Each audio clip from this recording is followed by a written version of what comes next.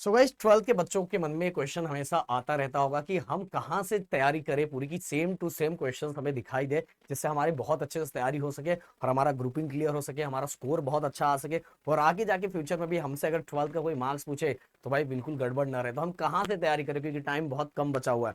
देखो गाइस बहुत सारे जगह पे हो सकता है आपको डराया दिखाया जा रहा होगा कि यार 12th के क्वेश्चन बिल्कुल सेम नहीं आते ऐसा वैसा। तो देखो गाइस आप इतना तो क्वेश्चन सेम आता है, 80 to 90% क्वेश्चन सेम आते हैं कि जिसको आप बहुत अच्छे से कर सकते हो, बहुत अच्छे से करके बहुत अच्छा स्कोर कर सकते हो।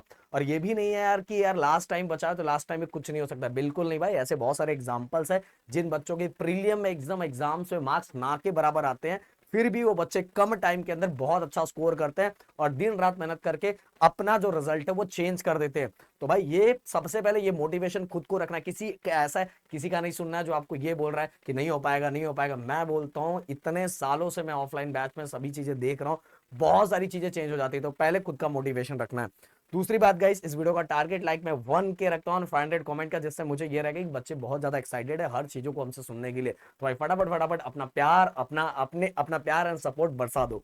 तो 12 के क्वेश्चंस की हम बात करें कहां से आता है, तो देखो गाइस न्यूमेरिकल्स की भी मैं बात करूंगा एंड जितने डेरिवेशंस है उनकी भी बात करूंगा।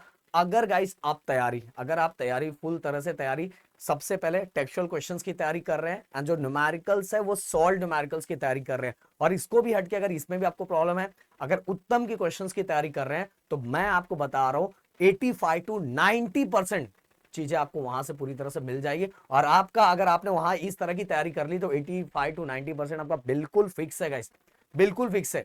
समझ में, क्योंकि अगर वहां अगर अगर मान लो एक नंबर भी 3 की जगह 2 आ जाता है पर आपने वैसे क्वेश्चन सॉल्व किया तो वो आप कर लोगे। समझ में आ रहा, बस नंबर इनकेस न्यूमेरिकल्स के नंबर चेंज हो जाए और न्यूमेरिकल्स का फॉर्मेट वैसे का वैसा ही है, कुछ भी अलग नहीं आएगा। समझ में आ रहा है। और डेरिवेशन तो भाई क्या ही चेंज होगा, समझ में, डेरिवेशन तो घिसा पीटा डेरिवेशन वही है और वही इतने सालों से आ रहा है, वही बार बार रिपीट हो रहा है। अगर आप देखोगे जो सिलेबस चेंज हुआ, जैसे मैं बोलूं 12 का, बहुत लोगों को तो ये पता भी नहीं होगा, मैं आपको बताना चाहूंगा रोटेशनल डायनामिक, जो अगर मैं फर्स्ट अगर फिजिक्स की बात करूं तो रोटेशनल डायनामिक ये पहले 2 चैप्टर में थे।